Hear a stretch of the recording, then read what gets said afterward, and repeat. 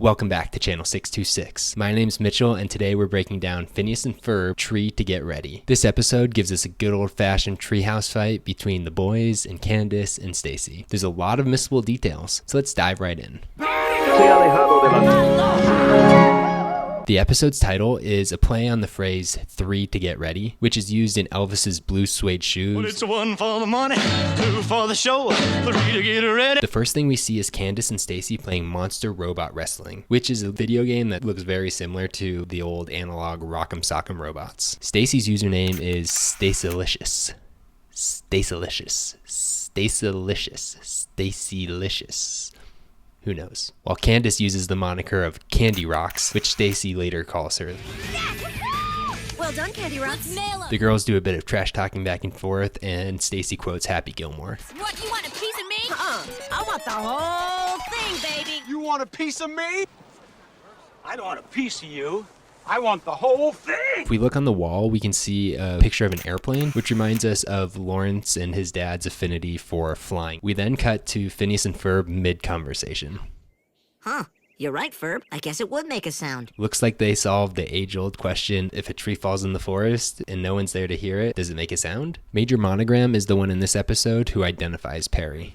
There you are, Agent P. And then he briefs Agent P by saying, It has come to our attention that all pigeons have left the downtown area. which is pretty lame intel if you ask me, because that information was in the morning newspaper. Pigeons missing. Now Phineas and Ferb's souped up treehouse has tons of elements that are easy to miss. You can see 2 hammocks, a retractable tire swing, and a traditional swing, 5 slides, a castle, a carnival tent, and an observatory, among other things. While they give Isabella the grand tour, you can see a gnome in the foreground. You also see a gnome in Candace's treehouse. Gnomes are a not so subtle reference to the famous part of Dr. Doofenshmirtz's backstory.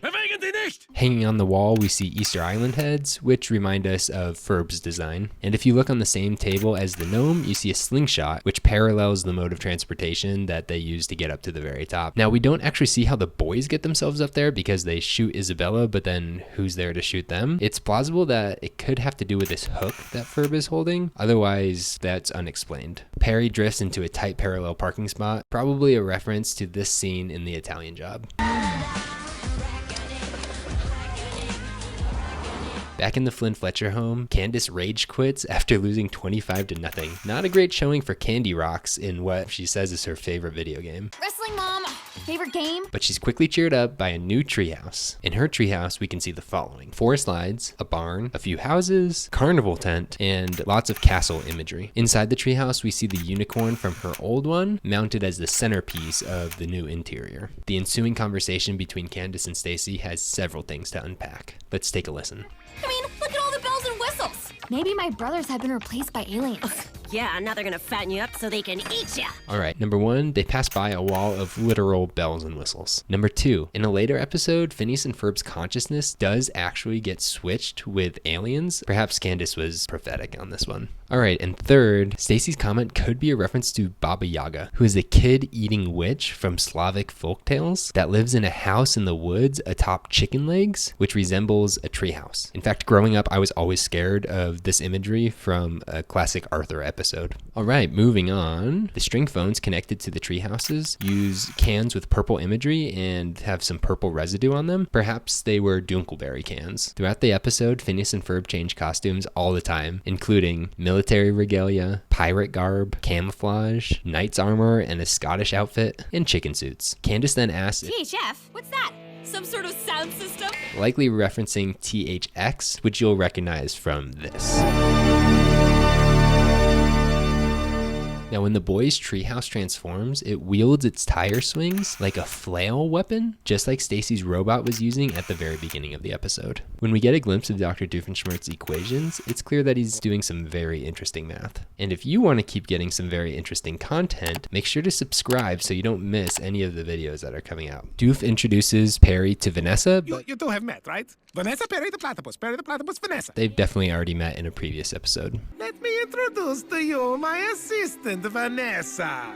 Whatever. And when Doof uses his poopinator too close to the bird, all its feathers fall off, reminding us of the classic Pixar short where something similar happens.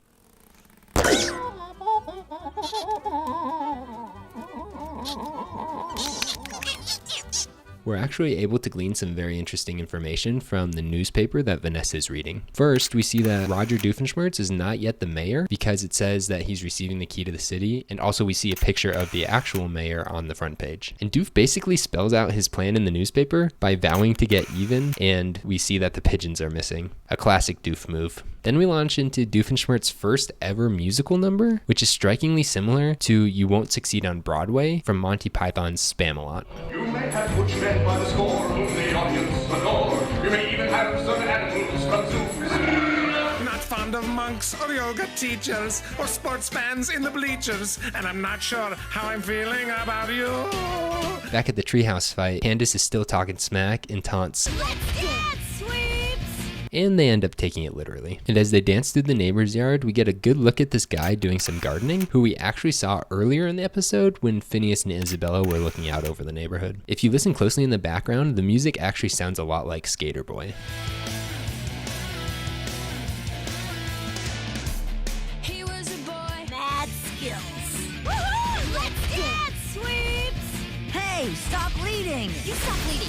Phineas calls out. It's an end run around the middle. So an end run is a football term, but has also become a phrase used in strategy, meaning to avoid a difficult situation. And randomly, this is actually a horse, not Ferb in a costume like I first thought. Meanwhile, Linda's at the car wash. It's the same one that we've seen several times already and will continue to see. It must be the best one in Danville. As the Treehouse robots run home, they pass two minor recurring characters, including the cow whistle guy. And at the award ceremony, we see Roger Doofenshmirtz for the very first time. The time runs out on Doof's binoculars from his balcony, recalling a similar situation that happened back in the Mount Rushmore episode. So this is interesting. His plan involves the pigeons walking on a harpooned wire across the city in order to rain on Roger's parade. However, the birds could have just flown there. We actually learn later as the Treehouse robots trip over the wire that this was used as a plot device. And here we see a stark contrast between the two Doofenshmirtz brothers. Roger promises to keep the city clean. I hereby promise to keep our city clean. And Hines has been scheming on how to make the city pretty dirty. My pigeons will be there to rain on his parade. You can see sort of a resemblance between the current mayor of Danville and the mayor from the Powerpuff Girls. And when Perry foils the plan, Vanessa is justifiably ruthless to her dad. Oh my God, please! Come on, come on, come on, come on!